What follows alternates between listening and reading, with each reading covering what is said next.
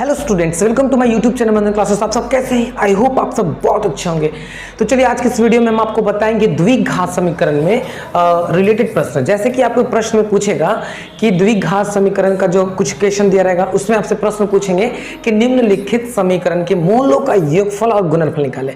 तो मैंने पिछले लेक्चर में मैंने आपको बताया कि मूल कैसे निकालते हैं।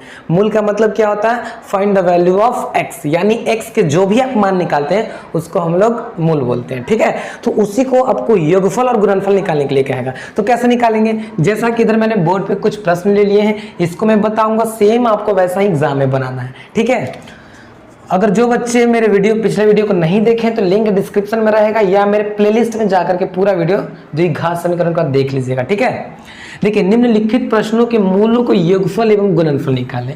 तो सबसे पहले ये जानिए क्या प्रश्न है, क्या ये किस टॉपिक का प्रश्न है। तो मैंने आपको बताया कि अगर question ax² plus bx plus c बराबर 0, यानी इस फॉर्म में, जनरली इस फॉर्म में रहे प्रश्न, तो आप क्या समझेंगे कि ये हमारा द्विघात समीकरण। ठीक है बाबू, ये हमारा द्विघात समीकरण का प्रश्न रहेगा।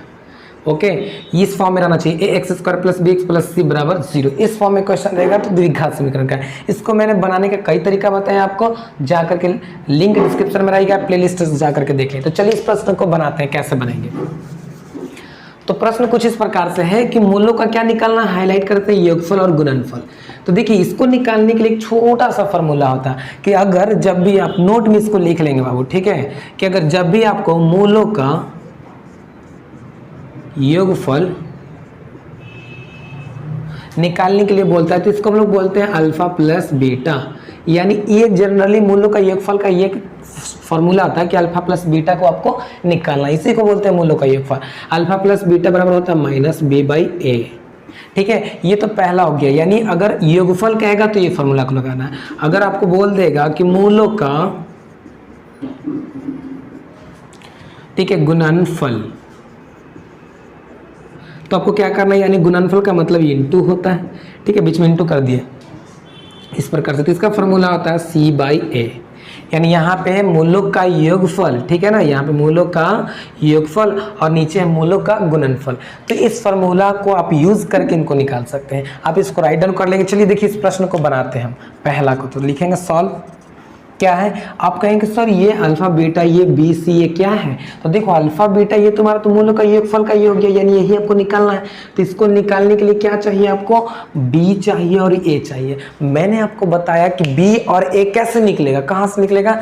तो इस प्रश्न से निकलेगा। जैसे कि x² के बगल में ए होता है, x के बगल में आपका बी होता है, तो ये आपका ए का काम करेगा, ये बी का काम करेगा, जो अकेला रहेगा वो सी का काम करेगा। ठीक है, तो यहाँ से ए बी से निकाल लेंगे। तो चलो पहले क्वेश्चन को लिख लेते हैं। 2x² प्लस 10x प्लस में 8 बराबर 0। यहाँ पे a का मान बता दीजिए तो 2 हो जाएगा। ठीक है, b का मान बता दीजिए तो 10 हो जाएगा, c का यहाँ पे 8 हो जाएगा।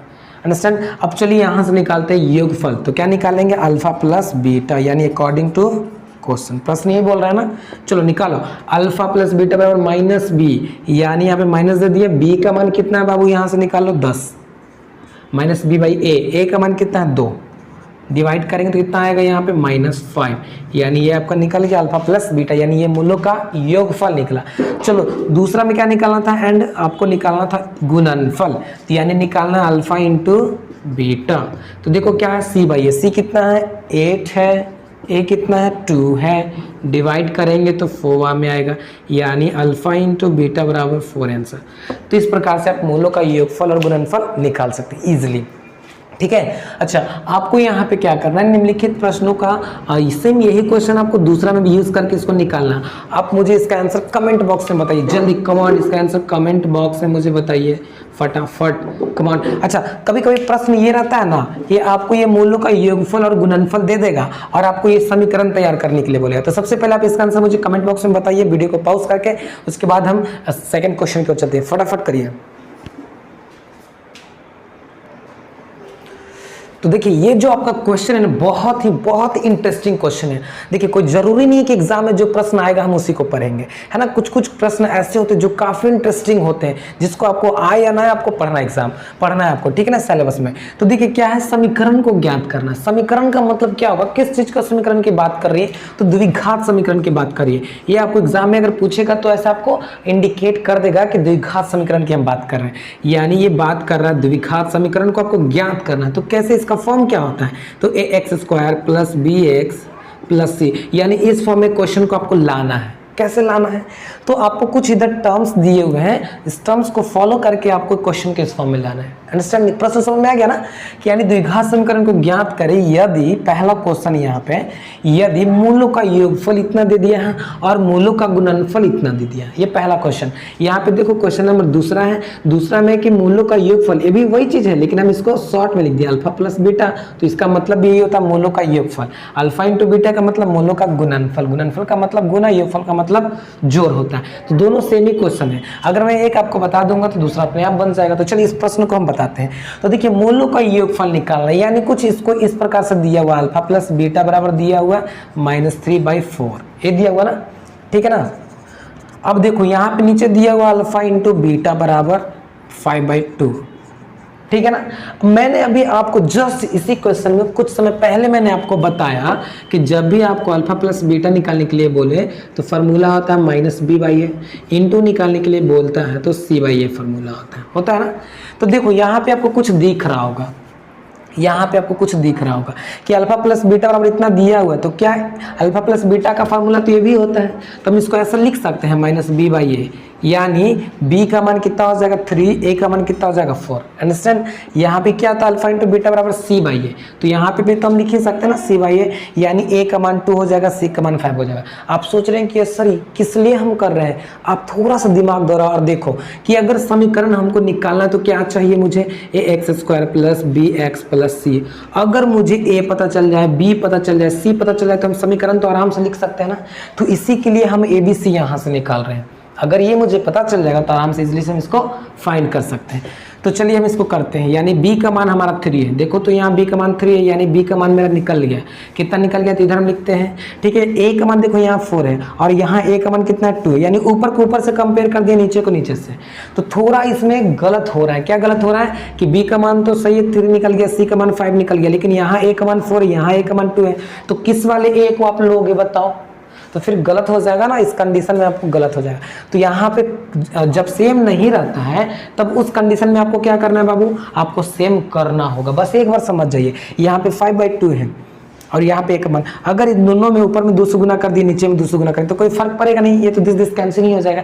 लेकिन एक चीज हो जाएगा, यहाँ पे जो 1 मान 4 है ना, यहाँ भी 1 मान 4 हो जाएगा। देखो कैसे, 5 में 2 से गुना करेंगे तो 10 और 2 में 2 से गुना करेंगे तो 4। अब देखो यहाँ भी 1 मान 4 हो गया, c/a है ना, यहाँ भी 1 मान 4 और यहाँ भी 1 मान 4, यानी अब आपका पूरा का पूरा सही हो गया। तो चलो अब आराम से लिख सकते हो ना, तो लिख दो, इसको मिटा देते हैं।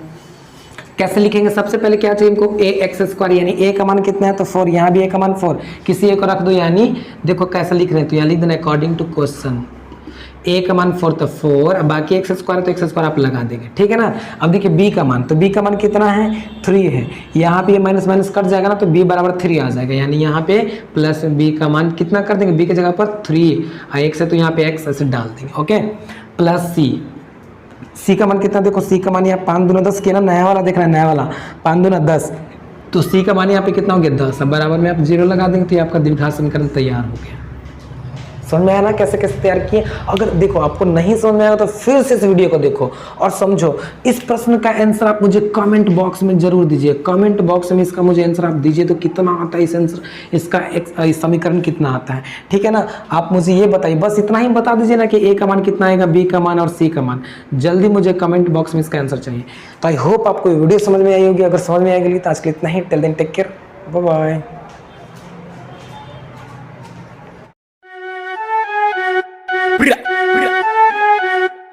तेरा भाई जेट भी